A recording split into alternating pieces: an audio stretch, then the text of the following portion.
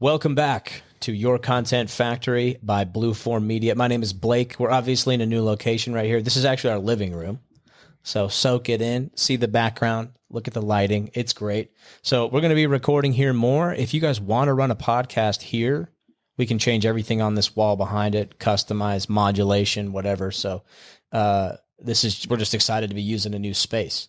And I'm super excited today. I have with me Ryan Brinkerhoff, who is an awesome guy. We've actually become pretty good friends, just talking about conspiracies and just hanging out at your hyperbarics and stuff like that. Yeah. But you've been in Blueform Studio quite a few times. Yes. Yeah. Absolutely. Talking on other podcasts and stuff. And for those of you that don't know, could you give us you're wearing the hat right now. Right. Right. So Ryan Brinkerhoff, local here in St. George. Mm-hmm.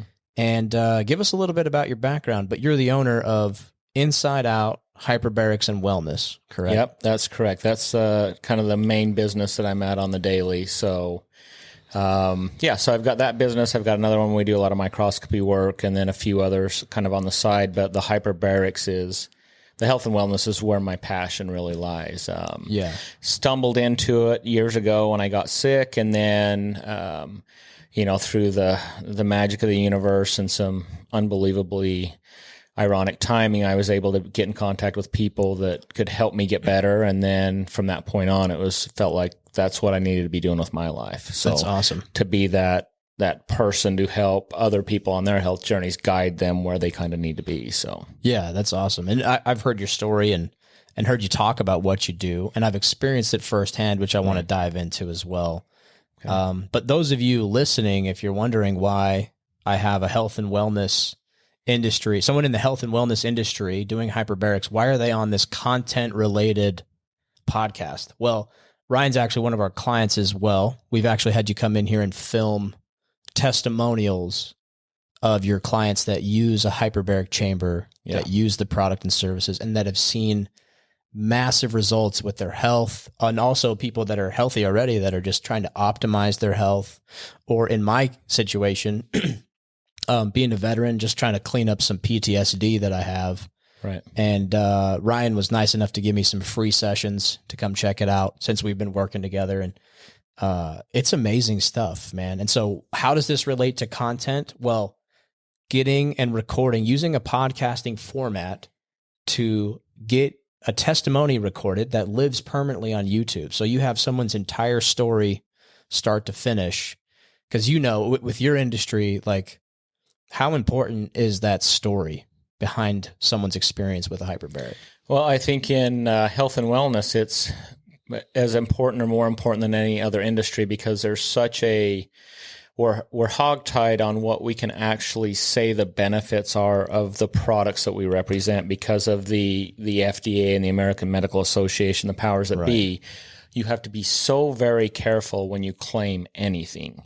Even if there is all the science in the world to back it up, and it's known, unanimously that hyperbarics is the best treatment for said whatever disease, you're just tiptoeing around an area where if you say the wrong word at the wrong place in a sentence, or you say a wrong phrase, then they can come crashing down on you. Yeah. So the best way that I've found to get around that is people can come tell their own stories all day long. So I don't have to be there, like, oh, can I say this? Can I say that? No, you just bring people who have felt the power of hyperbaric oxygen therapy and let them talk about the changes that it made in their life.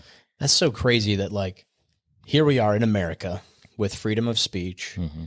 And now I understand that, there could be some speech that might be deceiving to some people. Right. But usually, especially in today's age, where the customer has access to a keyboard right away or a review, if something is snake oily, it usually will get uncovered by the free market, because somebody that's doing the job better, providing the service better, will uncover that. So in this sense, and maybe somebody could chat in the comments or point out something that I might be missing, but to have a government, like, basically entity, the FDA, that can, like, stop you from saying something that they don't like. Right. That doesn't seem very, duly elected or, free speech. It doesn't really see fit, because my grandpa, he started a company called ASEA, and it's the same thing. He's stopped by the FDA. So a lot of people that have used this product, and they have these amazing stories of, cancer going into remission or like going away completely, and other things, and optimizing. Like he can't even talk about it. So, right. Yeah. It's basically like the medical cartel that runs the country and runs our lives is basically against anything that could actually help people. That's the feeling I get. Yeah, well, that's kind of I think that perception's correct, because I mean, if I got on here and said, I have this, awful autoimmune disorder, but I use Lyrica and it makes my life so much better, I mean, that would be clipped and put all over the internet, and there'd never be a problem. Yeah. But if I said I used something that was natural, and instead of taking Lyrica, and I had this huge change in the way I felt to the day-to-day, now I'm setting myself up to it's such a double standard. Yeah, it is. It's a joke, man. It's a cartel. If you didn't know, the pharmaceutical industry is a fucking cartel by now. Now you know. Yeah. But it's the same. And I used Lyrica, actually. I had some nerve damage from an injury I sustained in the military, just tingly hands and all that stuff. It was so bad at one point. All the doctors and physicians I went to, we tried everything under the sun. And Lyrica was so bad. I was at my computer trying to type an email at work on Lyrica. And for me, it felt like I just kind of froze up for about 30 seconds and then kept typing. And my boss, she leaned over and she's like, Blake, you haven't moved for like almost 8 minutes. Damn. That's a long time, like 8 minutes. Think about that. If we sat here awkwardly for 3 minutes, that would feel long. Just like that. Like, that's long. Yeah, it's just too much, dude. Yeah, and so I'm just completely out of it because of Lyrica. But yeah, that's a really good point. Like, a lot of this stuff is being suppressed, right? So I would put this in the category of like extreme health benefits that it comes in a very natural way. Mm-hmm. So there's no substance taken in. There's no synthesized anything. You're just getting oxygen, right? And you're sitting in a hyperbaric chamber. Right. So that could be debatable. It's not like quite natural to have a hyperbaric chamber like in your kitchen or something. Right. Well, I mean, it used to be natural, and we'll get into that conversation later. Yeah, like ancient times. Yeah, ancient times. Yeah. I'm excited to crack open that nut and see what's in there. But basically, so what Ryan's been doing is using our content platform to kind of create this environment where people can come tell their story, and you can circumvent the FDA cartel. Right. Yeah. I don't have to get the word out. Yeah, I can get the message across, and still not have to worry about, being any retribution coming down the pipeline for me. So it's the main place that I started doing it on was radio ads. Everybody says that radio just never works, but what radio, provided for us in our business, it was a 30-second clip of somebody telling how hyperbarics changed their life in such a positive way. And when we started running those on the radio, it was fantastic. And so now switching more towards this type of media, where instead of being able to reach, say 20,000 people in a small area, now we can tell those same testimonials over the internet, where we could have reach to millions of people. Right. And that for your business too, I didn't know this until like the other day when we were chatting, but the power of hyperbarics can be delivered to your door. Right. You can rent a hyperbaric chamber from Inside Out Hyperbarics from Ryan. So we will leave all the links and descriptions into the descriptions of this video, and then you'll probably see some ads coming from this, as well as the first testimonial we just recorded from a little dog, actually. Yeah. So the owners of a Chihuahua named Tippy, they brought him in. And it's funny because they named him Tippy. And they had no idea the dog was Tippy, that she was going to be Tippy in a little while. I think it had like a bit of white on the tip of its tail. Yep, that was the reason why. But it's a great story. But the dog basically had some vertigo kind of issues, equilibrium stuff, and it was incurable. All the vets said they couldn't. Yeah, brain cancer, basically. Brain cancer. Get ready to put the dog down, because they did a CT scan and there was a tumor in the brain. And there was nothing they could do with it. Oh, man. And so they started bringing little Tippy into Inside Out Hyperbarics. And, and it'll be in the testimonial, but basically the dog has an amazing quality of life now. It's been 6-7 months the veterinarians are just blown away because they thought the dog would have been dead after 90 days. Right. And now not only is the dog alive, but the dog's able to feed itself, play, do all the things that a young dog should be able to do. Right. So that's awesome. And there's probably no better way, because it would be really hard and really expensive for you to get them and coordinate with a radio station, buy airtime, to have them tell the full story. So yeah, a 30-second blurb on the radio is great. Yeah. But with a podcast format and the way YouTube is run and the way a podcast can be run, you don't even run your own podcast, right? But you can use a format podcast to put and package a testimonial in there for people to use, people to see. So the story's out there. And then if you wanted to, you can also throw some ad dollars at that post, the video, or whatever, right, to bring more people in. So it's kind of like an enhanced radio. Yeah, that's it. And then that story like Tippy's as well. Like you can't tell the full story on radio because of the visual aspect of it as well. Because they had a bunch of videos of what Tippy's day to day was like before hyperbarics, and then they have the video showing Tippy completely changed after just coming in and doing hyperbarics. Yeah, and I did that edit, and so I was like blown away. Yeah, it's cool to see a dog. Everybody loves a dog too. Everybody loves doggies. Yeah, it hits the heartstrings. But did you see the final edit? Haven't seen I think it. We have it in a folder for you. Okay. That was my fault. I probably forgot to just send you the no worries at all, man. But yeah, we have it ready, and we have a couple clips for you to use. So basically, what I recommend for your content factory, right? Before we dive into some awesome knowledge about hyperbarics, about atmosphere and oxygen density and Egyptians, and like we're going to spin a little web today that I'm excited for. And if you've seen me on other podcasts, you know I'm a conspiracy nut, because I used to work for the government, and I just know they're full of shit. They just lie. I mean, look at what's written, right? If the FDA is blocking something that's healthy and it works, it just messes with their net profits. Right. They operate like a cartel. Yeah. Or, dictatorship, whatever you want to call it. But to wrap up the content side, right? You can literally take a 20, 30-minute interview where Ryan, the owner, is interviewing somebody for their testimonial, right? Because not everybody is a night, or a late night TV show host. Like not everybody's comfortable in a camera. So having an interview done and you're extracting that information out, you did great, by the way, with Tippy. Thank you.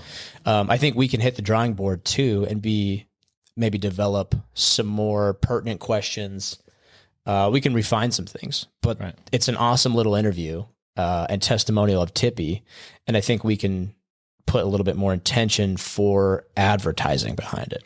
Get a little bit more.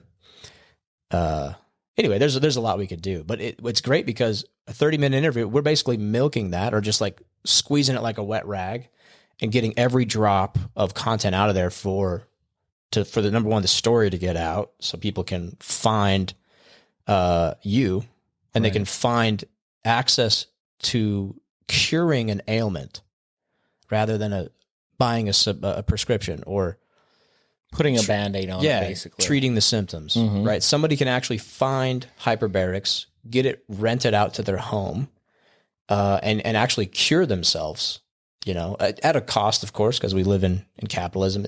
We got to pay bills and cost money.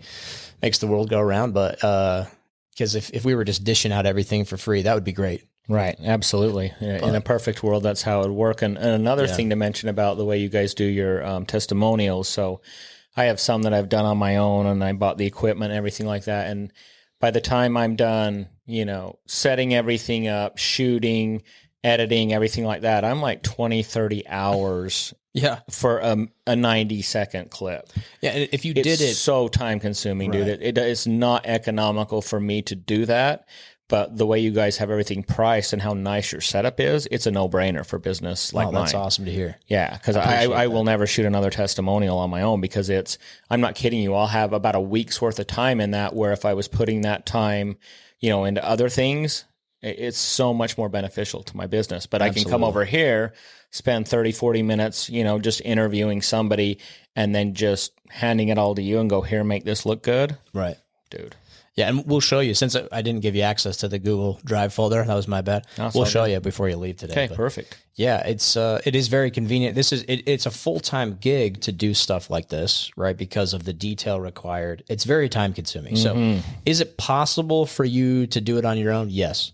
But like you said, economic, is it practical? Probably. Yeah, no, I mean, if you were just barely starting out and money was really tight type thing, but you take 20, 30 hours of me editing or 20, 30 hours of me going out and meeting with new potential clients, doctors, different things like that, the net return is so much higher on the other end than it would be, even if it was an amazing testimonial video. That's a really good point. Yeah, if you're just starting out with the business, like you'd probably be better off shaking hands and selling your product or service rather than spending that same amount of time making a podcast. Right. And even now where I'm at now, it's even more impactful for me because now as fast as the business has grown, everything like that, now my time's even more valuable. So spending a week making a testimonial video, great. I got a little 90-second clip, but how much revenue did my business lose out on because I wasn't doing the things on the other end?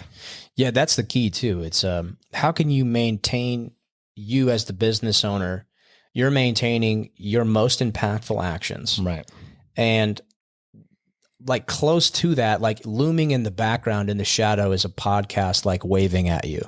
Right. Like I could be impactful, but the amount of time it takes to make an impactful podcast, I mean, we're talking 2 to 3 years of consistent work, right? Or just a lot, 40-hour work week and stuff if you're just editing one podcast.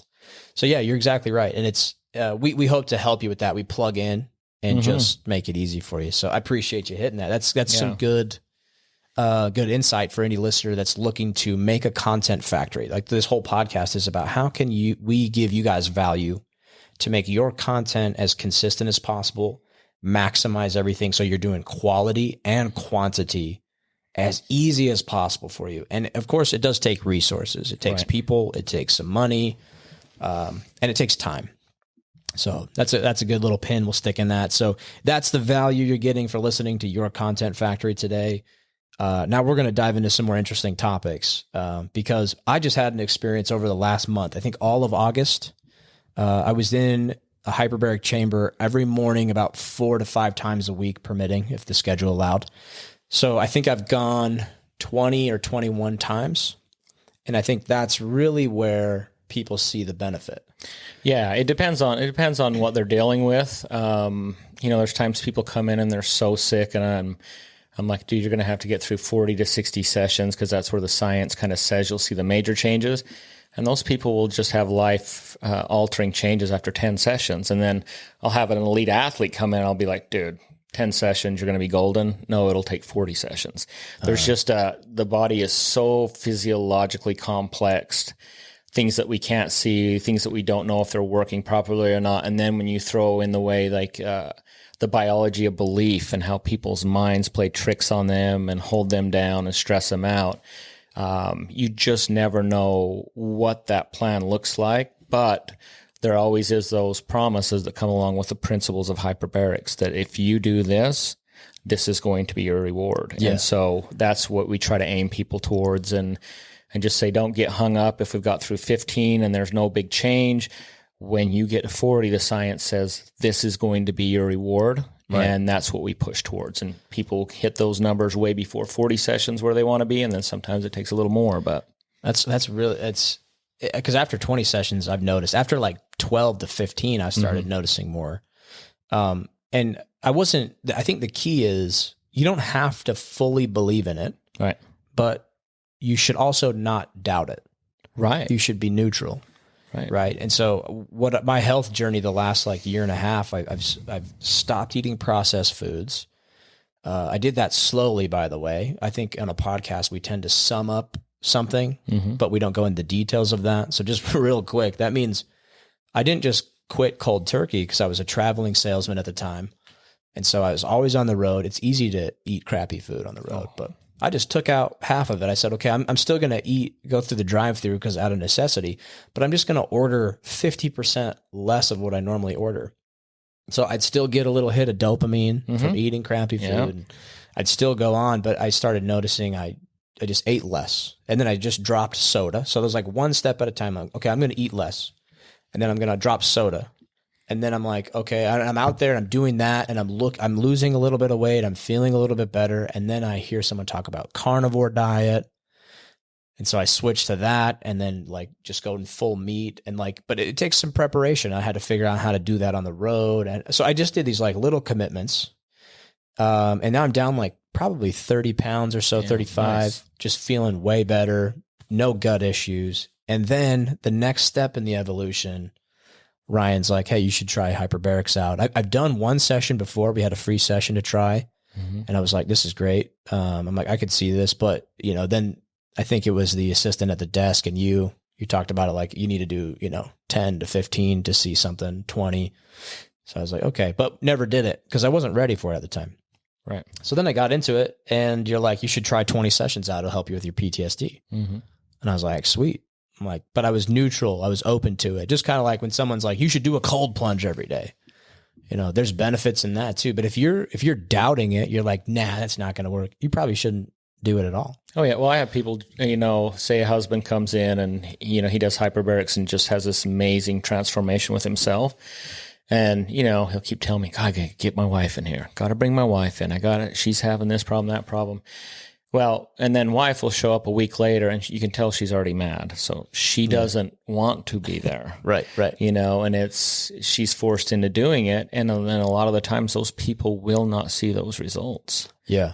Because if your brain is telling you one thing and it's reminding every cell in your body that this is good or this is bad or whatever it is, even clinically, if the blood work starts to look better, everything, all the metrics we have to gauge this off of start looking so much better. Yeah. And that person doesn't believe it's helping them or they don't want it to work or whatever the deal might be, they're not going to get the results. Yeah. And that's the same with everything, in my opinion. Yeah, it's so crazy. Like, it doesn't mean that this stuff doesn't work, right? Because eating right, your body loves that. Getting more oxygen is better. Getting in a pressurized, hyperbaric chamber has benefits. But if your mind is fighting against it, right? Like you've heard the story of a guy he was like one of those walk-in refrigerator repairman. So that like he went around and with a franchise and like he would go fix the walk-in freezer and he got locked in one but the temperature, it was broken. So the temperature was like, it was maybe only like 50 or 60 degrees in there. So like, not life-threatening. Not life-threatening. Yeah. Like, yeah, he would have been fine to like spend 8 hours alive. He would have lived, but his mind told him that he was going to die over and over again, told him. So he froze to death in above freezing temperatures because his mind told him. Yeah. Yeah. Like, or you'll hear stories of, or studies or theories, I guess. I don't know how you test this, but people dying of a large fall, they die before they even hit the ground. Right. Because their brain makes it happen. Oh, yeah. So the human brain, it's not that this stuff doesn't work. It just means that the human brain is more powerful than probably 99% of what's going on in the world. I think probably everything. Everything. If we knew how to use it all, yeah. Right. That's fair enough. I had a lady that I was working with, she contracted a fungal infection in her lungs that it's only in a few states. It's called coccidioidomycosis is the name of it, but it's valley fever is what it's known as. And once you start getting the nodules in the lungs, there's a lot of people that have to be on really high-powered antifungals the rest of their life. Their body just cannot beat it. And she started the antifungals and tried to get off of them, and it came back, because there was unwanted side effects to the antifungals. But at the end, she didn't want to die from this infection. And then I didn't ask her about it for about 6 months, and I started seeing her looking more alive and all these things. And I'm like, so the antifungal's obviously working for you. And she's like, well, I haven't been on it for 3 months. I'm like, whoa, you were able to get off it? How did you do that? And she says, well, remember how you showed me what my blood looked like under the microscope and what my natural killer cells looked like. She's like, every night when I go to bed, I'd start to meditate, and then I would envision those visual representations of those killing cells in my body, hunting down the fungal cells and destroying them. Whoa. She said I did that for about 2 weeks every night. And then all of a sudden I just started feeling better. And then on the third week, I completely stopped taking my antifungals. And then she hasn't gone and got a follow-up CT scan, but I guarantee if she does, that those nodules in her lungs will not be there anymore. That's crazy. She whooped it because of meditation. Yeah, because of that Changing a frequency. Visualization and putting it out in the universe that I need these cells in my body to be focused on this. Yeah. And then to help out the antifungal to completely rid her body of the infection. Dang, dude. That is something, man. Because the more I look into this about the human brain, and I can't remember who said it. I was on another podcast. It might have been Andrew Huberman or somebody that's got a lot of degrees, very smart. But they were talking about how your brain is the only pharmacy that you really need.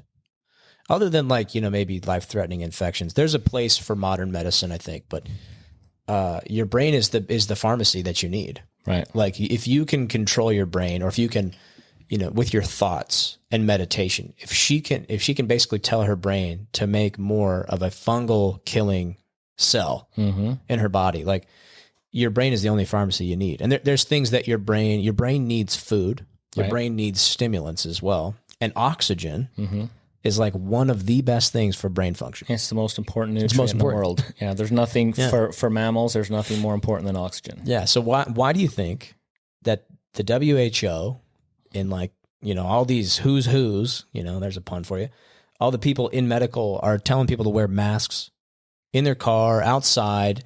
It's just blocking one of the most important organs is your nose. Right. Right. Have you ever heard of a book called Breathe? Mm-hmm. Yeah, I think it was, can't remember his name. Yeah, something with an N, James N or something. Yeah, James Nestor. That's it. Yeah. And he's been on Joe Rogan, and I got to get that book and I got to read it. But everyone, that's kind of like the universe is giving me this hint, like, hey, read that book. But it's just amazing just how much, if you focus on just breathing through your nose, even if you're jogging or running or sleeping, and then it just magnifies your oxygen intake. And then if you do that in a hyperbaric chamber, so this might be a good segue into to me, a hyperbaric chamber is like, let's give your brain the environment that it needs and the food it needs to cure yourself. Yeah. And other ailments. But the pressure from the hyperbaric and the oxygen that you're breathing, it's almost like you're giving your brain a hug. The pressure is pushing in on your head. You can feel your ears pop. So we'll talk about that though. Someone who walks in, they sit down in a pressure chamber, and it's just some very, very thick vinyl capsule with some airtight stuff, right? Right. And they sit down in there for, I think you start people out at 60 minutes. 60 minutes, that's right. What level of density or pressure does that get to? So basically it's 1.3 atmospheric pressure, so about 10 to 11 feet underwater. That's the same amount of pressure that you'll feel in the mild hyperbaric chambers that we use. And kind of a good analogy to explain how important oxygen is to our bodies is oxygen is kind of the fuel that fuels our central nervous system, and our central nervous system controls every aspect of everything going on in our body. And so over time, as our bodies get run down, whatever, and our oxygen levels start to drop at the cellular level, then the central nervous system just kind of sets itself on cruise control and goes, okay, well, we've got enough fuel to keep the heart beating, keep the brain functioning, keep the organs working. Mm-hmm. But then all those higher function things that the central nervous system could be turning on just go stagnant. And so when you get in a hyperbaric chamber, not usually on the first session, but if you go 2 days in a row, the central nervous system sees all that excess of oxygen flowing in, all that fuel, and it goes, okay, instead of just keeping the basic functions going, let's release some stem cells. Let's go turn off this inflammatory process. Let's send the immune system down here to deal with this infection. You just start up-regulating and opening all these doors for your central nervous system to do what it needs to do, because you now have the fuel to allow that to happen. It's almost like the nervous system is kind of in a sympathetic response. right? Like almost everybody is fight or stuck flight. in sympathetic overdrive. Yeah, we That's are correct. like, I would say, even if you're not like in a life or death situation, just the way society is, just the way the food we eat, the nutrition we lack, all the drugs that we're taking, and all the symptoms and everything, and even just in the water, like you get it down the side of our brain is like constantly leaning towards the sympathetic. Now we're not like reacting to like, the running of the bulls, like, oh, I got to get out, what it was designed for. We're not being robbed at gunpoint, like that kind of adrenaline. Saber-toothed cat trying to eat you, you know, the reason it was designed that way. Yeah, the reason we are alive as a species. So I just feel like if that's the extreme end, we never get to the opposite extreme end of complete bliss or like nirvana or optimization of what's the parasympathetic? Parasympathetic, the other nervous system. Yeah, and so it's like our society, if zero is where somebody can get to today, and we're like patting them on the back because you're not in your sympathetic, where does society fall? If getting robbed at gunpoint or running from a saber tooth is the opposite end or the most extreme of your sympathetic, like where would you say society is normally? Like, are we at like 50% just the stress of life? I think it's probably in that ballpark, or maybe even a little higher. Maybe higher. Because even somebody that I know probably a little bit more balanced out than the average person, say they're running 2 or 3 minutes behind for their hyperbaric appointment, and you see them, come through the door real quick. Oh my God, I'm sorry. Just completely pegged out in that sympathetic overdrive because they didn't want to be late, put anybody else out, And, but when you get in a hyperbaric environment, it basically takes you out of sympathetic overdrive, pulls that nervous system down, and it pushes up your parasympathetic nervous system, and they bridge right when you get to the top of pressure. That's awesome. And so the you're parasympathetic, basically at zero. You're at zero. You're basically at neutral. And the parasympathetic is the rest, restore, rebuild nervous system. Yeah. That's what we need to somehow learn to be in more, so our body has a chance to, repair itself. Some people can't even relax. That's a sympathetic overdrive problem. But a hyperbarics, when you get in there and get to pressure, and you probably notice this, it's almost like you've taken a Xanax. You're just like, oh God, I'm so relaxed right now. I feel so good. Like what is going on here? And that is the bridging of the nervous system. So that happens in humans. There's only 2 times that it really ever happens. Once is in meditation. And then the other one is after a woman gives birth to a child and she gets that giant dump of oxytocin where she's like, oh my God, my insides are all over the place, but I love my baby, right? Yeah. That is a heavy, heavy parasympathetic overdrive symptom that she's dealing with. But hyperbarics put you there. I have a lot of kids that suffer from ADHD that come in, and these kids will just bounce through the door, can't hold still, like pretty much how I was when I was a kid. Yeah. And then when they get out of that chamber, they're calm, cool, laid back, like, okay, Mom, let's go do the homework. And, that's how I feel. See the shift in people. That's how I feel. And like, I feel like because I was in there and I was able to get out of the sympathetic and I was into the parasympathetic, I was able to kind of my subconscious was able to like unwrap stuff. And I told you like probably 12 visits in, I'm like, dude, is it common to start feeling like depression? Right. I feel like I was coming to resolutions with things. I was remembering things. I feel like my subconscious was dealing. I just was less wired. All of my defenses were going down. And so like, I feel like I've dealt with a lot more.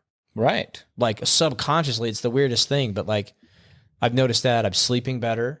My mind is not racing when I go to bed, or like, I mean, sometimes it still is because, life and stress and running a company will still put you in your sympathetic and that fight or flight. But I've just been sleeping better, getting more rest. And then when I don't go as much, I've been able to notice that. But I wouldn't have been able to notice these changes if, the last year and a half, if I hadn't made those small steps of eating right, listening to my body. Because instead of my mind saying, this, fried chicken sounds great right now. And then my gut says, no, it doesn't. You would hate that. Then I'm listening to my gut more. But it took me a while to get to that stage. And now I can like listen to my body while I'm doing hyperbarics. I can actually notice these like small things. Right. And that point you bring up there is it's why a lot of trauma therapists and doctors will use hyperbarics. Because if say you've, whatever the trauma is, mental, emotional, physical, whatever, spiritual, and you're always pegged out in sympathetic overdrive, you can never get the body to a calm enough place where you can start looking at things in a logical way so you can find some sort of resolution for them. Yeah, because the mind, the pharmacy of the mind is the pharmacy of the body. Right. And it will not allocate those resources because it's in a place of lack and fear and survival. Right. Right. And so like you were saying, when we get it out of into the parasympathetic, then it gives some stem cells, then it gives an abundant, right? And then there's this whole sales philosophy of creating wealth and abundant and living in an abundant mindset and like and tuning yourself to a frequency of your thoughts, like, because that frequency matters as well, right? That's a whole nother podcast, but it's really cool to have a tool like that. It's almost like humans were meant to be at 1.3 atmospheric pressure. Yeah. Like that's where we optimize. Yeah. And this is where it gets really interesting. And how do you want to dive into this one? So we've had some cool conversations. There's been a kind of a conundrum, for the last 12, 13 years for me, and I think it kind of was in medicine as well, where everybody knows that hyperbarics will help you heal faster from a wound, injury, whatever's going on. But when you took the known data that we had available for us, yes, there's a 8 times increase in circulating stem cells.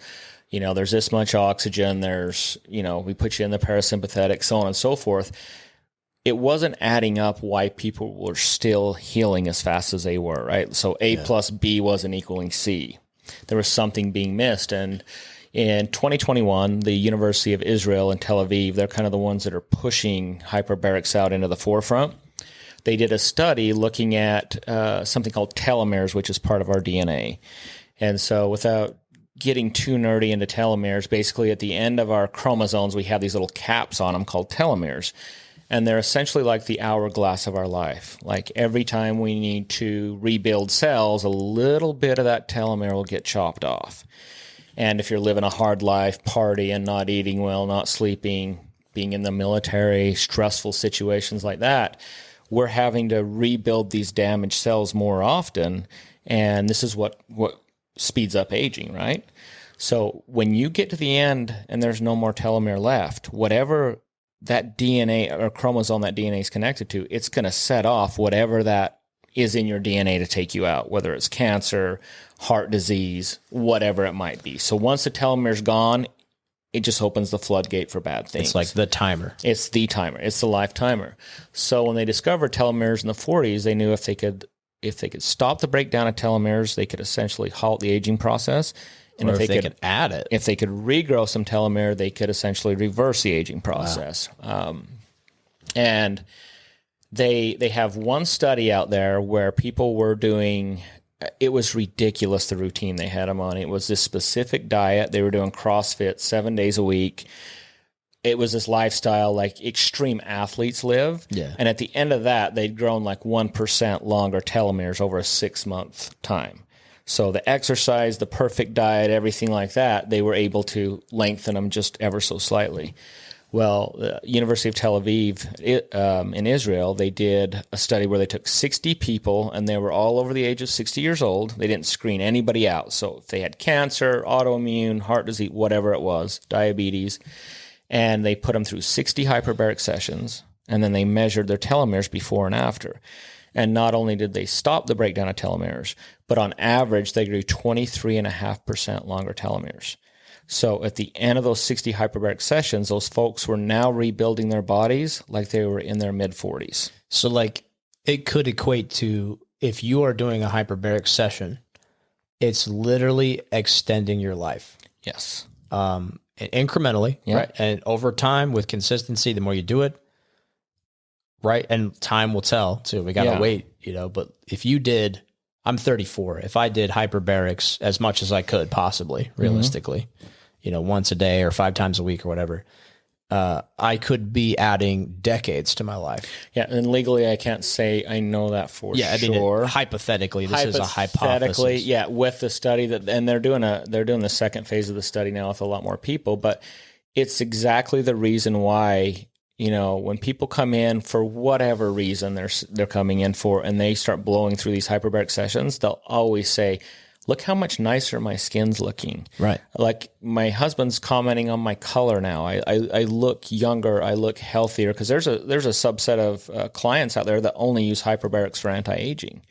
But that telomere study kind of completed that formula for us. Now we know all the reasons why people heal so much faster in a hyperbaric chamber, and it's the holy grail of telomeres, basically. Yeah. It's the fountain of youth. Yeah, the epigenetic changes that allow us to, if not completely reverse our aging because of the toxic environment we live in, it really slows down the aging process. Yeah. If not reverse, slows down. That's amazing. Yeah. So here's the other topic, because if anybody listening is familiar with Christianity or the Bible, the early, Old Testament, people were living for hundreds of years. And there's a lot of theories around this, and some people think, they had a different calendar or whatever argument you could come up with. But if you look at, I think it's Graham Hancock and some other people, that they think the history books have gotten it all wrong, and that there once was, the Sahara Desert was once thriving, lush jungle with a very technologically advanced race of humans or other, that's open for debate. But there was a cataclysmic event that may have stripped away some of Earth's atmospheric pressure. Right. Lowering the pressure, lowering the oxygen available for all life on the planet. And Ryan was talking to me about this, because I've heard the theories before.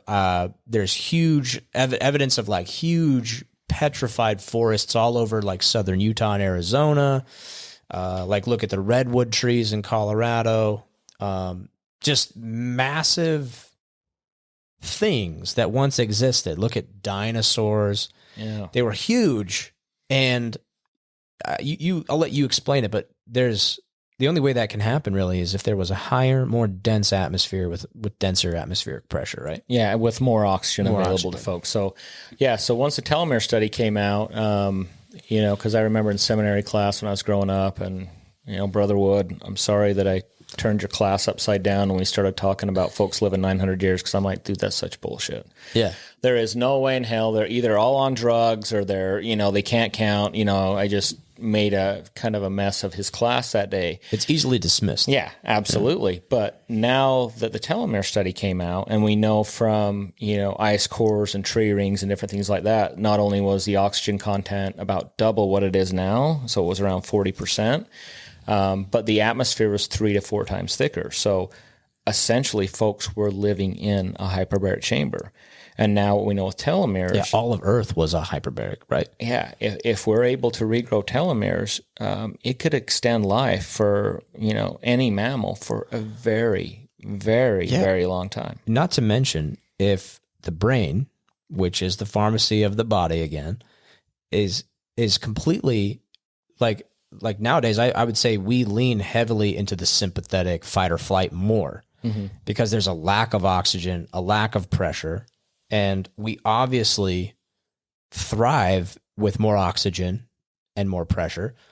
So it's if that was flipped, where the Earth was an entire hyperbaric chamber, I'm pretty sure the population, any human at the time there, or any being, would probably be in their parasympathetic more.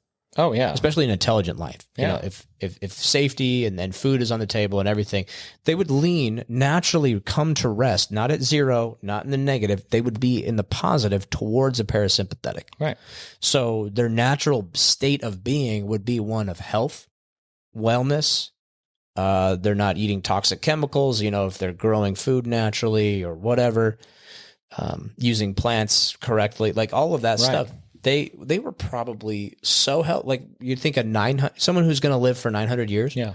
You think they suffered from the common cold? No, Probably not. It was a completely different environment, and and it's fun. One thing about that too that's interesting is most every civilization has their own story of Noah's flood. Yeah. Whether it was on that side of the world or you go into Central South America. Yeah, cataclysm. Yeah, they all have a story about the big flood that came in, and it's really fascinating when you jump into it. So there was an extreme event. Now, was that specifically Noah's or was that before? Whatever, I'm not sure, but the earth was set up to be a more hospitable environment for Homo sapiens. It's like Garden of Eden kind of stuff, right? Before the big shift happened. And that's interesting because, like, I could be totally wrong here, but a thought that just came to me is like if you have a contained atmosphere that's pressurized, and by the way, too, gravity is interesting because I've been on this kick now. I don't even think gravity is like real. It's a hypothesis still to this day. But if you're in a pressurized tank, gas compresses. So air and oxygen. That's why if you go to a lower altitude on Earth to this day, you get a more dense, humid environment at sea level versus, the top of Mount Everest. Right. Because of that gas being compressed, because it is a pressurized environment, so the gas compresses. If there's no pressure, the gas dissipates. Yeah. So it's like, gravity is so strong, so heavy that it can hold a building down, but a feather will float away on the wind because of density. It's all about density. It has nothing to do with gravity. There's not this like external force. It's density because we do live in a pressurized atmosphere. Right. We're in a closed ecosystem. Yeah. Well, on that note that you bring up there, as far as pressure goes, so in World War II, Hitler built a hospital on the shores of the Dead Sea, because even back then they still had this thought that there was something magical about the waters in the Dead Sea, why people would heal so fast. And so, of course, Hitler builds it there and sends his very best, generals, whoever, to there to heal up so they can get back to the war. But, as time moved on, they started studying the water. There's nothing special about the water.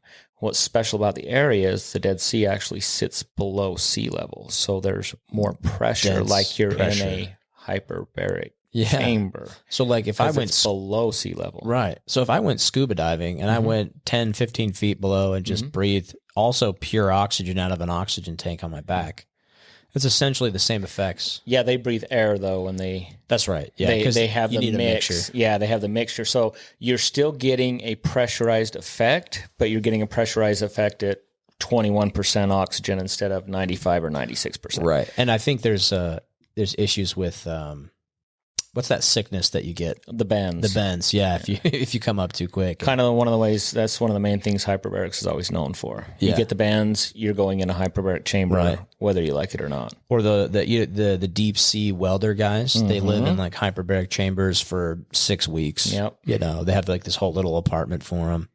You were telling me some cool stuff too. What was the racehorse? Because your family has a history with racehorses. Oh yeah, we're a racehorse family. My dad was a jockey for 40 years, and now he trains racehorses mainly in California. But they have hyperbaric chambers for racehorses. And this company out of Australia, they developed a hyperbaric chamber because horses are really skittish, especially racehorses. People are around these mountain horses and stuff like that. And a pack horse is way different. Yes, than a racehorse. A racehorse is like an NFL athlete. So you look at the way they behave compared to like a 6th grade biology teacher. Yeah.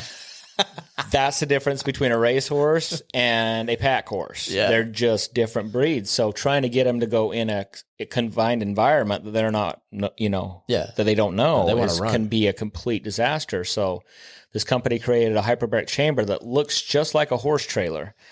And along the sides of the horse trailer, they have these TVs that show the land and everything going past. Right. It's got hydraulics in it, everything like that. So the horse thinks he's just in a horse trailer going for a ride, but he's actually inside of a hyperbaric chamber that's been simulated to seem like they have like wind blowing on them. Wind blowing on them. They have the monitors showing everything passing by. So the horse has no idea that it's in a pressurized healing environment. He just thinks he's in a horse trailer going somewhere for a ride. It's like a pilot simulation pit. Basically is what it is. Yeah, that's so cool. Yeah.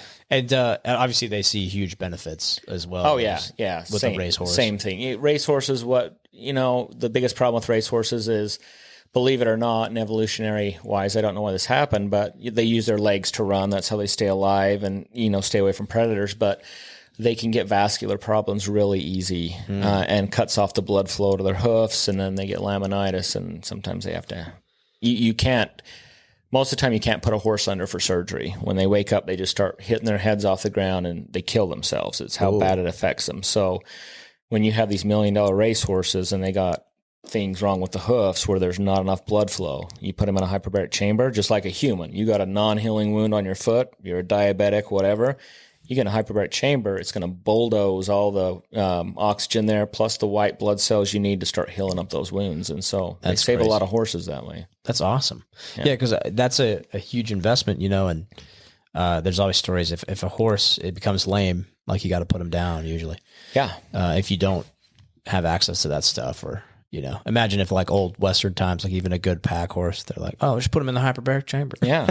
Because saved a lot of horses' lives and whatnot. But, they didn't have that back then. I mean, before the big flood, probably wasn't a big problem with horses. But yeah, the big flood, like I think it could have been a number of things. Big flood, like they theorize even before that there was like, some sort of asteroid impact or something like that. Yeah, the Younger Dryas. Younger Dryas theory. The asteroid hit just in northern Montana. Yeah. That's what wiped out Atlantis and everything else. Yep. Have you heard the theories of where Atlantis is? Yeah, it's the eye of the Sahara. Yeah, in the Sahara Africa. Desert is Atlantis. It's like the only description that fits, and it's actually kind of discovered by some researchers, but mainly driven by a YouTuber who's former Air Force, and his name's Bright. His channel's called Bright Insight. He's a sharp guy, but I remember when he started his channel out, probably like 2013 or 14. I followed him. Maybe 2016. Anyway. And I just thought he was cool because he was talking about ancient Egypt and stuff. And I know you had some stuff too about ancient Egypt. There's so much we don't know about the North American continent as well. Right. And just how massive things were, like the redwood trees, right? You can start looking at satellite imagery of the Grand Canyon and all the plateaus in the desert, all the mesas. And they literally, from orbit or from a satellite, they look like stumps of trees. Mm-hmm. And there's huge gardens here, of rock gardens of petrified wood all over southern Utah and Arizona. Just massive rock formations that are petrified wood. Yeah. And then if you go, a kicker for me is Goblin Valley. You've seen the pictures. Oh yeah, Goblin Valley is awesome. Yeah, and if you step back and look at that and imagine some Alice in Wonderland type shit, like they look like big mushrooms. Yeah, they do. Petrified mushrooms that are the size of a house, or a car. There's weird stuff. And then there's it's not that hard to, if the Younger Dryas impact is correct, right? And even if that one isn't perfectly correct, that we know that Africa, before the last big, flood that we had, was this lush jungle. And now, what, I don't know, 60, 70% of it's uninhabitable. It's just a desert. Oh, the Sahara, yeah. Yeah, you see what happens when there's these shifts in the earth. And so who's to say that, North America wasn't covered by these gigantic mushrooms and trees and different things like that all these years ago? Yeah, and then like you throw in the ice ages as well, and like all sorts of weird stuff. The earth is old, right? Yeah. And then, so here's the thing too. When you research this, if you guys go look up, I have it on a web page here, but just type in like young earth or ancient earth atmospheric density. And what's mind boggling to me is how buried this stuff is. And I guess it's not really mind boggling because we know the propaganda machine, they don't want, this doesn't fit the narrative that society wants us to have. Right. Because then people will start looking into it and they'll start finding cures instead of paying the pharmaceutical cartel. So, just to give you an idea, I just did that exact word search. So young earth atmospheric density on Google. And the first thing that pops up, the idea that the young earth had a thicker atmosphere turns out to be wrong. Next article, was the young earth's atmosphere dense? No. And then what they do is they'll say, oh, it's been proven wrong because 2.7 billion years ago, like that was like when the earth was being formed, they found some bubbles frozen in a rock or like petrified in a rock. and they tested the air of that, and they're like, oh, I guess Earth's atmosphere was really thin 2.7 billion years ago. Right. That's like that's unfathomable amount of time. That's like our sun was like, well, dude, you just go back. You can just go back to like the 1940s when, the sugar industry coerced the American Medical Association, the American Heart Association, and even the American Diabetes Association to convince, the American public that high fructose corn syrup, there was nothing wrong with it. Yeah. And sugar had nothing to do with the health problems everybody was dealing with. It was the fats in the meats and in avocados and everything like that. That's what was causing all the problem. Yeah, they were talking about the oil as well, like cooking oils versus. So you're talking 60, 70 years ago, they had no clue what they were talking about. So you're going to listen to somebody that says 2.4 billion years ago, we know what was happening. Yeah. Sorry, guys. I'm not gonna buy that one. Yeah, some scientist in a lab like sniffed an ancient bubble and he's like, oh, that looks like this. It's like, how do you know what something looked like 2.4 billion years ago? Yeah, that's the context that people are missing. If this Younger Dryas theory happened, it wasn't 2.7 billion years ago. Mm-hmm. It was a lot closer to our timeline, maybe 20,000 years ago. I think it was 30,000. I think they claim it was 12.5 thousand years ago. It was right near the end of the last ice age. They say it's about a 12-year cycle. 12,000 years. 12. Sorry, did I say 12 years? Yeah, 12,000 year cycle. Yeah, and so that's what they'll do, and that's the common thing, right? Like, young Earth supported dense atmosphere full of carbon, like. And maybe young is the wrong word to use. Maybe like no, it doesn't Earth. matter what you search. The first 2 pages on Google are probably going to be negative. It's like with hyperbarics now. I've got in this habit of when I come across a good study, I'll print it out and save it in electronic form because there's studies that were unbelievably wonderful for hyperbaric oxygen therapy in 2016 when I opened up my business. And now you go on and try to find them. They're not there anymore. No. We have the print-offs of them, so you can't scrub them forever, but they just magically disappear off of the... They can if a regime burns the books. There you go. Right. And that's another travesty here, too. I know you had some stuff about ancient Egypt to talk about because right around this Younger Dryas theory, like there's a lot of people that believe that the people who made the pyramids, the actual civilization, not modern-day Egyptians, the people that actually created the pyramids and the civilization there, there's evidence that was buried in jungle and it was a very humid, lush, wet environment. The Sphinx has a ton of water damage, so does the pyramids. And then for that to be built, they predate Egyptian history by like 6,000-7,000 years, sometimes more. So there was some impact or some cataclysm that turned that lush jungle into the Sahara Desert, and possibly stripped the atmospheric pressure. But Egypt is fascinating. And then you have some cool stories because there's a theory out there about the Grand Canyon and this same civilization being a global civilization. Right. So there's whispers of Antarctic pyramids being found or have been found by the government and the military. There's whispers of, pyramids are all over China, all over Mesoamerica, all over the world, all over the world. I think last I heard about, there's like 72 to 74,000 documented pyramids found around the world that were built in times with the way that we're told people were living back in those times that there's no way they could be built. No, I can't tell. Like if you were a slave with a copper chisel and you're living off gruel, getting the shit kicked out of you every day, do you think you'd care about mathematical precision as you cut stones? Nope.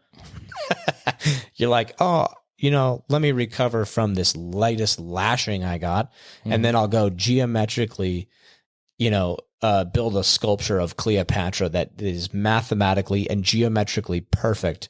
Oh, by the way, could I have my gruel a little bit early today? Yeah, exactly. Can I have an extra bowl? If you could not whip my sculpting hand, please. If you can just whip me across the back of the neck and put me into near comatose state as I suffer from infection, then I'll be able to do the geometry. Like it doesn't make any sense, dude. It makes no sense. None of it makes any sense. Yeah. So anyway, Grand Canyon, you said you had some stuff about. Yeah. So let me grab my phone here real quick. So there was a gentleman named G.E. Kincaid. He owned a company that was like a mining company, basically. He was kind of an adventure guy, and he was going to be the second guy that was going to travel all the way down the Colorado River from the top of it, where it starts up in, I think it's Green River, Wyoming, and then it ends up somewhere down in Arizona. Right. He was going to travel this looking for mineral deposits and different things like that. Well, like surveying. Yeah. He's like, well, he's got a company where they try to find gold and different things like that. And he's like, well, if I can go, this is a good way for me to cover a lot of ground, and I might find something. What year was this? 1909. 1909. Okay. So so he was kind of, a lot of people had moved west by that time, but not a lot of expeditions had gone into the details of these canyons just because of the logistics. Right. Yeah. Right. It's just a long ways to go. And, it's pretty much undocumented. There'd only been one person that had gone all the way from top to bottom, before him. One Westerner. Yeah, one Westerner. Yeah, that's right. Well, yeah. Native tribes. Spoke English. And was it the Hopi or the Havasu? Hopi, the Paiute, and there's a few of them that were in down through that area. Anyways, he starts traveling down, and there was he came to this formation that looked really crazy to him. It looked like there was some discoloration in unison coming from where he was on the river up this rock wall and then disappeared around this corner. And so he, tied off his boat and, oh, that's interesting. It looks like there's a little trail there, and let me go see what this is. And now, granted, the water was a lot higher, back in those days than it is now. It's going to be much lower because of, the drought and how much we use and whatnot. Well, anyways, he gets over there where this trail seemingly starts, and he starts pulling away the shrubbery, and he's like, oh, this isn't a trail. These are actually steps that are just chiseled into the solid rock. Geometrically perfect steps. Very well crafted. Stone stairs. Yes. They go up around 2,000 feet up this rock wall, winding around this thing, and then he comes to this cave, and that is, and I've got some audio and stuff I'd like to play on it here. It's just stuff from his journal, kind of in his own words. But again, it falls into that same category of when this place was designed and what they found in it. How did they make everything inside of this they ended up calling it the Citadel because it was so huge, this underground cave that humans were living in? How was it so geometrically perfect? Everything was square. How was it done? Like that, I mean, rock. And I'm not just saying square. When they, he said when they pulled tape measures and stuff across it wasn't even off a quarter of an inch, and they're cutting into straight granite right through the side of the mountain. So it's just crazy story. Let me see if I can find this. I'm willing to bet it was slaves with bronze chisels. Yeah. I mean, how long would that take for somebody to cut through something like that? Yeah, any megalithic structure, it was just the slaves that did it. Let's see if I can get this to play. Where's my volume? So this is going to be the first one where he's basically talking about the entrance of this place. Yeah, I'm interested in this. The main passageway is about 12 feet wide, narrowing to 9 feet toward the farther end. About 57 feet from the entrance, the first side passages branch off to the right and left, along which on both sides are a number of rooms about the size of ordinary living rooms of today, though some are 30 by 40 feet square. These are entered by oval-shaped doors and are ventilated by round air spaces through the walls into the passages. The walls are about 3 feet 6 inches in thickness. The passages are chiseled or hewn as straight as could be laid out by an engineer. The ceilings of many of the rooms converge to a center. The side passages near the entrance run at a sharp angle from the main hall, but toward the rear they gradually reach a right angle in direction. So that's talking about just walking in there and just how geometrically perfect everything is carved out of this straight rock. Well, they had oval-shaped doors, walls that were about 3.5 feet thick of pure granite. Yeah. And then above the doors, there was actual ventilation carved through. So bringing back up what you talked about how things being scrubbed from the internet. So years ago, I geeked out on this, came across this information and geeked out on it. And now, even going to a different search engine, I went to DuckDuckGo looking for his entire journal, which I can't find anywhere. These are just, little snippets of it. But later on in the journal, when he talked about the ventilation shafts, and this was the most fascinating part. They run through this entire Citadel, right? And the thing that was interesting is they don't ventilate up through the top of the rock. They ventilate down. So there's a source of fresh air coming from somewhere lower in the ground that circulates through this entire place and then goes out the main entrance. So it's being ventilated from underground. So like somehow from a natural place, like a spring of air, maybe natural, or maybe they did that for a reason. Yeah. And as you get farther into this, you can't help but think that with the different types of artifacts and things like that they find, that it's from different times, different cultures. Was this place used as a storage unit per se for humans to survive cataclysm? Yeah, like a bunker almost. Yeah, was it a bunker? Yeah, I mean, what was if it? you're concerned, I mean, obviously if you're building underground in a cave, like airflow and oxygen is probably a concern. Yep. But usually you would think to go up, like how can we put a vent up there and get, or like if there is a natural cave, it's because there's usually like, if you're lost in a cave, if you have a lighter or a match, you can light that and see where the wind is blowing, and you follow that wind. It's going to be moving through the cave, or go to the source of the wind. That's like Boy Scout stuff that they teach you, right?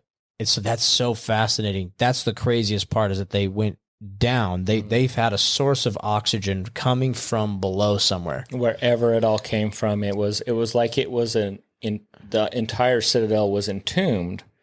But that they had life-giving oxygen coming from somewhere into this place. And so the size of this thing, he estimated that around 50,000 people could have lived in Did this. they have like plumbing and stuff too? They had, I mean, it's crazy when you start getting into the detail. Now, one of the things that they found these gigantic cement like pots that were in the granary area that still were full of all these seeds and stuff like that they had brought in. So they were bringing that from somewhere, because you're not growing all that, in that area. Yeah, that's like an emergence. That's for when you go back. Yeah, it's like your food storage, right? When you're prepping these days, they were doing so it's all like of grain, those types of things. Yeah, some ready type to of a be grain used. that they already had in these giant cement, basically pots that they had in there. What was his name again? His name was G.E. Kincaid. And that's from his journal. That's, these audio clips and then everything we're talking about are from what he found. So a couple of the other things that were so amazing about this is there were hieroglyphs that were all over the walls that, as it goes on, it'll explain, but they looked Egyptian, but when they brought the specialists out to decipher, they weren't Egyptian, but they were close. The other thing that was really interesting is all of the passageways and everything through the Citadel. This is when they found out it just wasn't, they just cut into the weakest rock everywhere, and wherever they could make room, they made room. Every tunnel in the Citadel led to this one gigantic hall, and inside this hall, they had a statue carved out that had his legs crossed. He was holding a lily or something like that, I think, and it looked Asian, the guy's face, and he thought, oh, it's Buddha. But again, when he had the experts come out to look at it, they say that looks like Buddha, but these are the things that are different about it. So you have the leftovers of two ancient civilizations, the Egyptians and the Tibetans, but yet they're just ever so slightly off. Well, it makes sense, because a lot of people theorize that people of island descent, or even Navajo, like descended from Asia, right? Going over land bridges and stuff. But if that's the case, if there was a civilization that was, one nation or whatever, if they were one civilization and they were all over the globe, or at least that portion was at least in India or Asia, and then America, it's like, dang. Yeah, no, it's so fascinating. And I know that some of the Indian tribes, they have stories of like emerging from the ground, right? And I'd have to double check that to make sure, but they have some interesting stories of people or entities coming from the ground and giving them wisdom and knowledge, or like they're people came from the ground and like sky people and stuff like that. Well, and fascinating. all the people that, were living in the Grand Canyon and whatnot, they had stories about this race of people. And they had specific names from them. One, the Hopi said they were more like reptilian people that were living in the Grand Canyon and were so advanced. Another thing they found in these, in this Citadel is they found swords that were made out of bronze and copper. Yeah. Which predates the Bronze Age by 2,000 to 3,000 years. Yeah. So they had figured out a way to implement and work with the bronze and the copper as well. That's so fascinating. So it's just, so the next audio, we'll jump into that one here real quick. All descriptions made of copper. These people undoubtedly knew the lost art of hardening this metal, which has been sought by chemicals for centuries without result. On a bench running around the workroom was some charcoal and other material probably used in the process. There's also slag and stuff similar to mat, showing that these ancients smelted ores, but so far no trace of where or how this was done has been discovered, nor the origin of the ore. So yeah, they were doing things with metals thousands of years prior to when we say that these types of things started happening. Yeah. It's so interesting because I love exploring these things, and I think it's crucial that even if this is a hoax, even if it's wrong, I think it's crucial that we as intellects explore these to the end, just to get the repetitions of breaking our conditioning. Yeah. Because this society, for capitalistic gains or control or ill will or whatever, has suppressed so much technology, has created an environment for us to be brainwashed. Like the only reason we have an education system is to create good workers, to create a good society. The only reason we have science now is to be leveraged by corporations. Right. Like the science that they give you is probably not the whole picture. Right. They want to suppress everything. If it doesn't serve the agenda, if it doesn't make money, then the science is wrong. Right. Yeah, it's a propaganda. It's not science. And so if we can break this conditioning more, if we can explore all these avenues, like, is the earth flat? I don't know. Let's explore it. Is it round? I don't know. Let's explore it. Like, was there an ancient civilization, possibly ancient Egypt type similar stuff in the Grand Canyon? Yeah. Let's explore it. Let's find out. Yeah. And, there's so much evidence out there. There's so much stuff, but it's just fascinating to talk about. And this story got really crazy so what he did, G.E. Kincaid sent some artifacts back to the Smithsonian with a note saying, in his own words, he found the greatest archaeological discovery in the history of man. When the Smithsonian got those artifacts, they sent 40 geologists, workers, and then there was engineers, and then there was a professor. What was his name? It was something like, S.A. Jordan was the professor's name. They sent all them out to this cave to look at it. So the Smithsonian recognizes that they did send this guy out and everything like that. And they spent all this time there going through, and this is where all the specialists came in, the ones that looked at all the hieroglyphs and said, kind of like Egypt, but not really. It's Egypt. not a 1-for-1. Yeah, they don't line up, they don't match. And basically they spent X amount of time there going through everything. And when S.A. Jordan and Kincaid talked about the scale of how big this was, the folks from the Smithsonian headed back to drop off these artifacts, all this stuff. And, Kincaid requested all these other resources so they could do this properly. And his exact words, he says, there could be several of these caves down here that need to be explored. Well, after S.A. Jordan got back to the Smithsonian and then Kincaid sent that letter off, Smithsonian denied his request. And then that was the last you heard of any of this from S.A. Jordan, any of the workers they sent out, or G.E. Kincaid. And all of the protections, the federal and state protections that protect the Grand Canyon now are still in place. Well, the area this is supposedly at, you can't get anywhere near it. No. After that, they made it a designated something like a wilderness area where you can't even get close to where this cave supposedly is now. Yeah, and not even like, I think the Native American tribes have some access to parts of areas like that because it's sacred to them and it's on, reservation stuff. Right. But yeah, even they're limited from what I understand. So, And now to this day, the Smithsonian, they completely deny that anything ever happened. Yeah. They completely deny it, even though the newspapers at the time said, posted the story about what he found and that the Smithsonian was sending this professor out there and this crew. And the Smithsonian just says, no, none of that ever happened. No. It's because if you can control access, right, you can control the narrative. Absolutely. Yeah. And then if that's the same thing, if I can control access to the information that's on Google by filtering it, then you can control the narrative. And the narrative is, oh, that never happened. And, oh, trust our science and do what we say and do all that. And it's the same thing with Antarctica. Like you can't fly over Antarctica, even if you own a private jet, you can't fly unless you have permits. Mm-hmm. So who's enforcing that? Well, armed fighter jets. Yeah. Right. Like they're flying, they're enforcing that stuff. Yeah.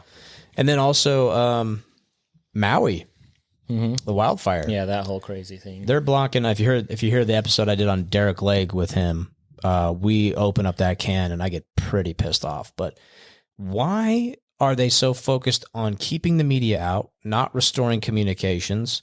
They're putting up privacy barriers from the main highways. You can't even see into Maui. People that are filming are getting in trouble. Why is that the priority and not helping people?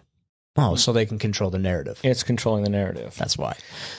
Yeah, and kind of on that Smithsonian thing, I think the Smithsonian's kind of been used the same way that the Catholic Church has their, I can't remember what their archives are called, but they got that giant library and different things, buried underneath the place there in the Vatican. In the Vatican. Yeah. And we know the place in the Vatican is if there's anything that comes out literature-wise that goes against Christianity and stuff like that, they buy it and then they put it down there, whether it's true or not. Or they destroy it. Yeah. And the Smithsonian is, the same way. Kind of the same thing. Like, because destroys the narrative. If it came out that, there was this race that had somehow traveled all the way from Asia or, Northern Africa, whatever, ended up in the Grand Canyon, it destroys everything we've ever thought about ancient history.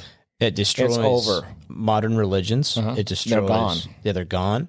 Or the narratives change so much that they lose their power, right? So the big three, like Islam, Judaism, and Christianity, like they have to it changes everything. Yeah, well, that's why when they discovered the deep Dead Sea Scrolls in, the turn of the century back in the 1900s, that the Catholic Church offered so much money to the antiquities dealer that bought them from the folks that found them that it was a ludicrous amount of money. And when he said no several times, guess what happened next? His warehouse where he was supposedly storing these ancient texts got burnt to the ground. But he was intelligent. He had made copies and sent them to other antiquity dealers all around the world. Yeah. Because, the Catholic Church comes in and offers this much. He says no. He keeps raising. And then inside those Dead Sea Scrolls, what's so interesting about them is, we know of Matthew, Mark, Luke, and John in the Old Testament. Well, now there are the writings of all the other apostles of Jesus at the time too, including the book of Judas and also the book of Mary Magdalene.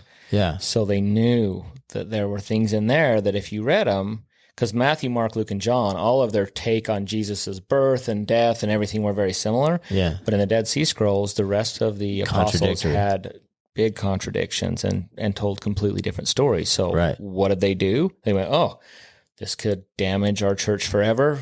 We're going to buy it, throw them down in this, vault we have. If you don't give it to us, we're going to burn your place to the ground. And if anyone's listening and you're a Christian, right, a true Christian is going to care about Jesus Christ, Yeshua in Aramaic, like the real guy. Okay, like Jesus Christ. I think there's powers in the words we choose. If we're calling somebody by the wrong name, are we really talking about the same person, right? Like, so Yeshua, there's record of him at age 12 or 11 studying at the school of Alexandria in Egypt. There's records of him going and visiting the monks in Tibet. Yeah, the Dalai Lama. That's where that record is of a prophet, Yeshua, coming out of Jerusalem, fulfilling prophecy. The lost years of Jesus, because in the Bible we got he's born and then he disappears and then 30 he comes back. We know he spoke to the Pharisees in the temple at age 11 or 12, and then we lose sight of him until he's 30. Yeah. And then he walks back into Jerusalem to begin his ministry, like with an entourage and on a donkey, right? Like to be symbolic and to fulfill prophecy. But like he learned all these things. Like he learned how to heal. I think he learned the secrets of the power of the mind, the power of the fasting and going off into the desert to be tempted and polarizing, going into the negative energy to rise into the positive. The lower you sink in life, divorce, financial ruin, everything like that, that just means you now have the depth to experience that same amount. The deeper you go, you have the same amount to live that in a positive manner. Yeah. Right. The more sorrow I feel, the more joy I can experience. The more lessons you can learn, the deeper you fall and the stronger you become, the more galvanized you become, depending on how far you fall down. Enlightenment and ascension is key to every religion. It's all about progressing to a higher state of being. Yeah. Everything. Nietzsche has some unbelievable stuff on this transformation. If anybody ever has time to read Nietzsche, who the world told, was just crazy at the time and everybody just dismissed him. And now we look back at his stuff and he's postmodernism, the rise of progressivism. He was talking about all of it 100 years ago. Yeah. Like Jordan Peterson talks about him all the time. A bunch of podcasters. Yeah. I haven't actually read his works, but I've heard summaries and heard through other people. So I should probably dive into that. Oh, dude, it's so cool. It's so great to read his transformations. Yeah. What transformations you have to go through in life to become complete, and it hits hard. Because the whole premise of like the Catholic Church and the Vatican, and then over in Russia you have the what's the other church? They're Christians, but they're Orthodox. Yeah. Catholic or whatever, Orthodox Christians. Russian Orthodox Church, yeah. And I think one of the only times those two popes have ever met was like in 2016, and they met in Antarctica, of all places. I mean, it's a nice vacation area, right? Yeah, for the elite. It's warm sure. and it's nice, yeah. Yeah, it's warm. That's where you want to go hang out. Yeah, if you want to see when you're 80 cool years pyramids. old and the most powerful person in the world. Yeah. Yeah, Nice pressing beaches. matters. Let's go meet in Antarctica instead of Yeah. Jerusalem, maybe, if you're both, But anyway, I think it was the only time in the last 100 years that the Russian Orthodox Pope and the Catholic Pope met was in 2016 in Antarctica, a week after Obama left. Was visiting there too. So some weird stuff's going on. Crazy stuff. Yeah, it's really interesting. It's like if Christianity really cared about Jesus Christ, why would this information be suppressed? Right? Because we know he existed. Like there's plenty of record there, and it just, if it destroys their narrative, they lose control. So you control access, you control the narrative, you stay in power, you stay in wealth. It's just the common thing, and so.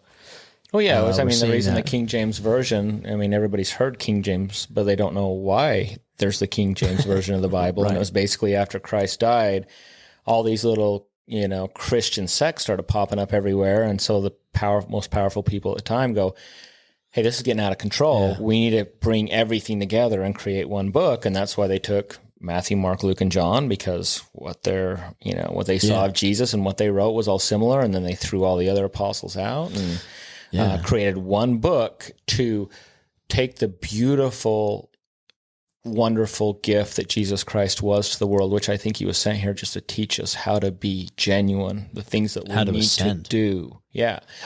How to be a good human being. Like he set this mark so high, and they took that after they killed him and said, we could use this to control the masses. And I think so. They set the narrative. They picked and chose which sections of the writings they wanted, threw the rest away, said it was heresy, and then there came your King James. Because I think the Bible in nature is good. I Absolutely. think it speaks a lot of truth, just like anything. But it's the devil or the negative energy in the world, or the opposition to good, evil, right? Mm-hmm. They're not against things that are good. No, right. They're not against good morals. Like if there's a devil, he's not against good morals, because that's how you convince people to do horrendous stuff, because it's in the name of good or a greater good. He's just against this Christ figure, God, and the path to enlightenment. Well, he just had a different idea for humans than what Christ and God had, supposedly. Yeah, exactly. So he had a different way of he wanted viewing what we were supposed to be. This is a fascinating topic, man. But it's interesting, how this all ties into hyperbarics. Yeah, because the ancient world. It's suppressed information, it's keys, and it's secrets that have unlocked human health for millennia before us, and then something changed, and Earth density changed, and like the records. So we're just extrapolating what we can from just missing puzzle pieces, kind of speculating. It's just fun. Hopefully this was an interesting topic to discuss. I know we end up talking about this every time we get talking. Right. So. And then we're also seeing people try to manipulate and control the narrative, to put masks on us, to put us in places of control, to, take away our businesses, and take away our freedom of speech so we can package up testimonials of our products and our services that help people and get people to let buy. people know that there's a better way. There is. There's a better way than the way that we're doing things in a lot of avenues in life. Yeah. And there's so many things in the natural healing world, just what you were saying about changing your diet. Like, how many times has anybody ever gone to an MD and you've ever heard that phrase, change your diet? Yeah. Like, even though there's so many studies that show that the benefits of that are more powerful than almost any drug they have. Yeah, I think there was a Twitter post going around the last couple months. I've seen it multiple times as it gets recycled. But it says if you go to your doctor and they don't ask about your nutrition, how you're sleeping, how much water you're drinking, and how much exercise you're getting, if they don't ask you those things, you need a new doctor. Yeah. I didn't see that post, but that's spot on. It's right on, right? I mean, just the people that start exercising and then don't have to be on antidepressants anymore. Yeah.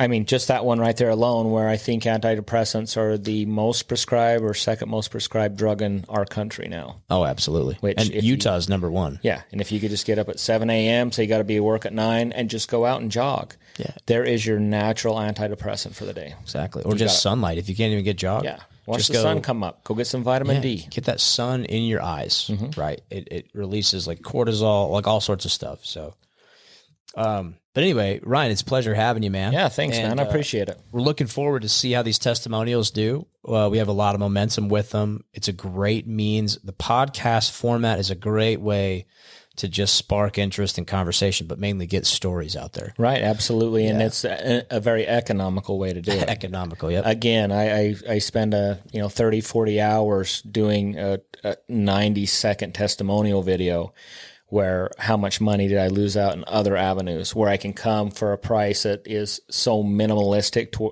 for my business and get a 30-minute podcast done with all these cut-up clips that I can put on TikTok and Instagram. They're all done. They just land in my inbox, and then let the marketing folks That's run awesome. with it. Yeah, so thanks for plugging it's amazing. that. I'm glad you're enjoying the process, and it's duplicatable, it's repeatable, and it's organic, right? We're not putting you in front of a camera and you're like, screwing up the script, like, take 2, and you get frustrated, and then you say it weird. And then when the ad releases, you're like, hi, I'm Ryan Brinkerhoff. And, it just feels, some people got it down. It's a skill, but like, it is such a skill. Being a business owner and being a news anchor for your business in every ad, it's hard to do. Yeah. Yeah. That's why they usually hire a professional actor or something to go do that. But in fact, that's why they look for people. If you're going to be a news anchor, like they go, you go to like a school and like, it's like acting. It is. Which tells you enough too about the propaganda machine. But how well can you read our script and our narrative? Oh, I can do it the best you've ever heard. Yeah.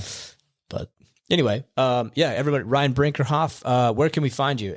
InsideOutHyperbarics.com is our website, and then we're on Facebook, Instagram, and getting on all the other ones as we speak. So. Yeah, and if you follow our social media pages, just Blueform Media and Instagram and everything, you will see the features that we show. We'll probably tag ourselves as a collaborator in some of those. Perfect. So our audience will be pulled into you. If you guys, I can just tell you, if you're a veteran, if you have PTSD, if you have any sickness or ailments, like I've experienced quite a bit of just peace, better sleep, and just like a really calmness in my mornings when I do a hyperbaric session. Yeah, and like what Blake's taking advantage of, we have our HBOT for Vets nonprofit program. So that's right. we bring two veterans in at a time, and we put them through as many hyperbaric sessions as they need to get the desired results. So if you're in the St. George or surrounding areas and that's something you'd be interested in, get a hold of us, because our list is getting kind of long, how long the waiting list is for veterans. But yeah,